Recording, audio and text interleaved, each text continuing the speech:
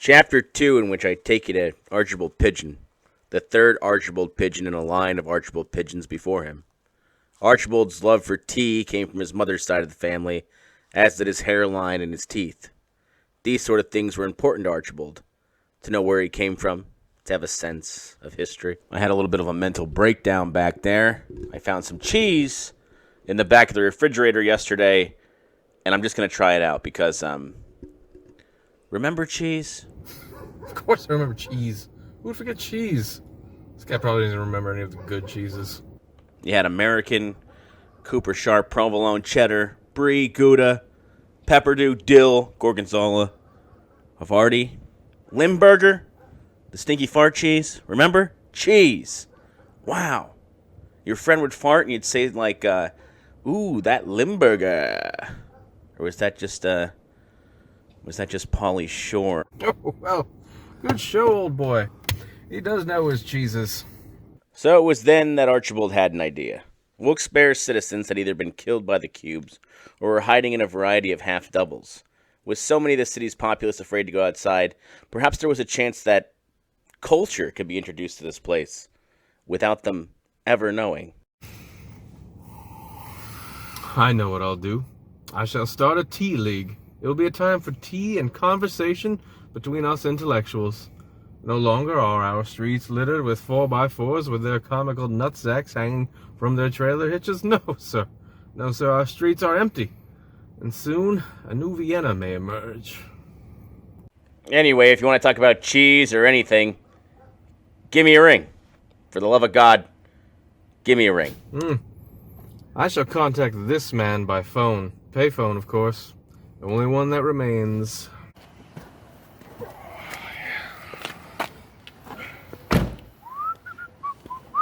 Meanwhile, at my home, the television turned on and began to broadcast on a loop the 50 Chilly Willy cartoons produced between 1953 and 1972.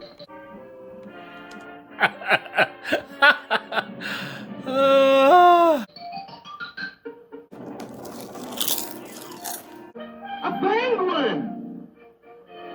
Chilly Willy! Are you guys watching this? Oh my god! How great is Chilly Willy? Whoever brought Chilly Willy to us, I want to thank you. How about this guy? Why isn't he someone? Where's his theme park? Where's his graphic tee? Stocked and sold at burned out Walmarts from here to smoldering Iowa. I know who's to blame, I do. It's Mickey Mouse. That's who, you know.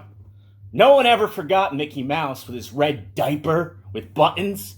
His button diaper. And I'm not trying to write some treatise on the stupidity of being enamored with Mickey Mouse. But come on, how vanilla is he? Does that guy have one single kink? I bet hot wax would be too much for him, don't you? Minnie Mouse up in the bedroom. Mickey, let's try something new. It's just missionary. 2 rats locked in eternal missionary sex. Mascots for a conglomerate who bought up everything and everyone, including Chewbacca. Their faces on little stickers on bunches of bananas. Leave my bananas alone. God, would I love banana. Chilly Willy, that's my guy. Cute, adorable, little knit hat. Makes holes in the ice with a plunger. I don't even know if that's possible, but he does it. He does it. Hey, give me a call here at the station if you want to talk about this penguin. This lovable penguin, all right? Here we go again. It's 4:30. It's the end of the world. And here's the thing to Chilly Willy. I'm always Chilly Willy. I'm frozen through and through. My nose is red and my tail is tall. Ha-choo! For those who heard my broadcast during those harrowing days when my Chilly Willy obsession became tenfold, there was a world of pain. Not quite to the point, man. All the humanity and all the... Archibald would miss it. He would be seeking out his payphone. Archibald's journey began just as Cubey's did. Who is Cubey, you ask? He is a cube who's mixed up in all this. A cube who came here under false pretenses. A cube who believed in all his heart that his people were good people, and they were working toward a more united and brilliant galaxy. He was the proverbial Dutchman in Texas. All right. Kill that one. Kill him? Yeah. What did you think we were doing here? I thought we were taking in the sights. The sights? Dude, maybe the Grand Canyon team is. We're here in Wilkes-Barre. This is a total eradication effort. I'm not killing this guy. Whatever. I'll kill him. No, Too late. don't. Already did. Oh, no way. I think this guy was in those Marvel movies they made us watch. Yeah, I think this is Mark Ruffalo. Get a pic with me and him.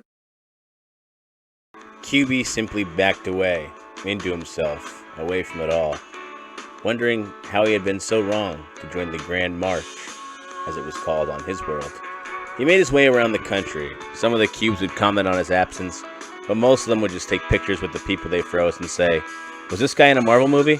Some of them, of course, were right because, well, sadly, Mark Ruffalo didn't survive. Cubey arrived back in Wilkes-Barre just as someone else did. This is Regina Maples. On her 21st birthday, she learned her fiancé Patrick had been killed in Afghanistan. You see, before the cubes came, the last thing American politicians had agreed on was to send 18-year-olds halfway across the ocean to die in frivolous wars.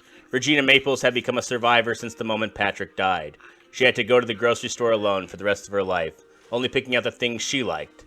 She had to survive that, so naturally when the cubes arrived, she had no problem surviving them too. Regina came upon Cubey, who had picked up a radio transmission and was broadcasting to himself. She recognized the voice as the man from her adult learners art class at the YMCA. One day, when they were allowed to draw whatever they wanted, they both drew a moose. What'd you draw? A moose. Are you serious? Do you know this here? Yeah, that dangling thing. It's called a dewlap. I drew a dewlap too. I drew a moose. Hmm. These pictures are almost identical. That has to mean something, right? I can only imagine our odds of winning the lottery have slimmed to near nothing now.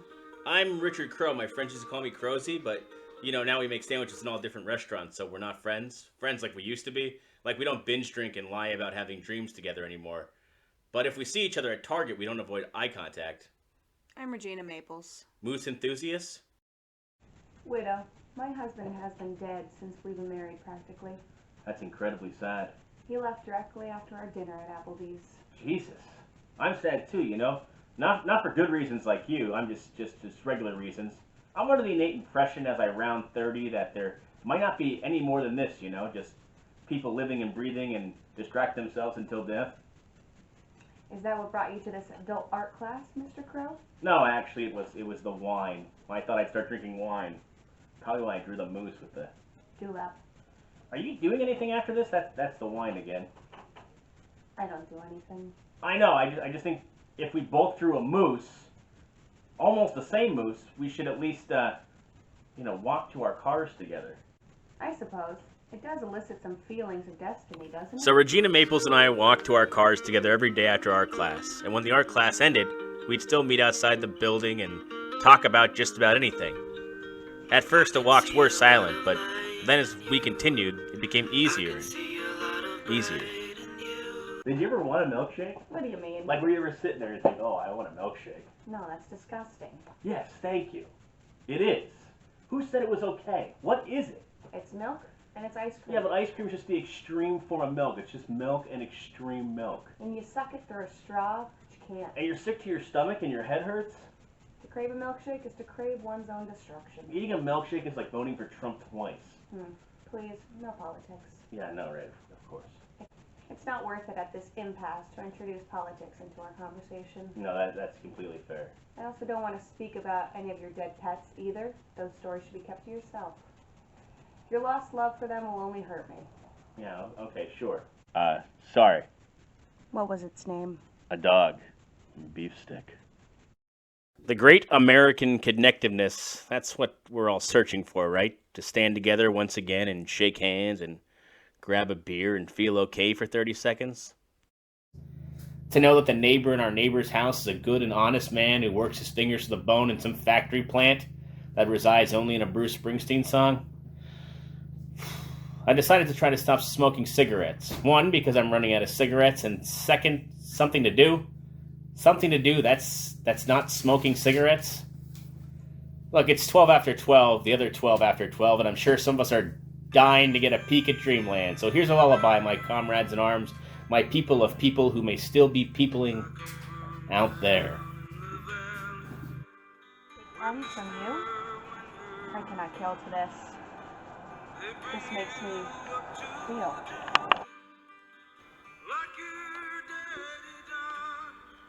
So, what would Regina Maples do?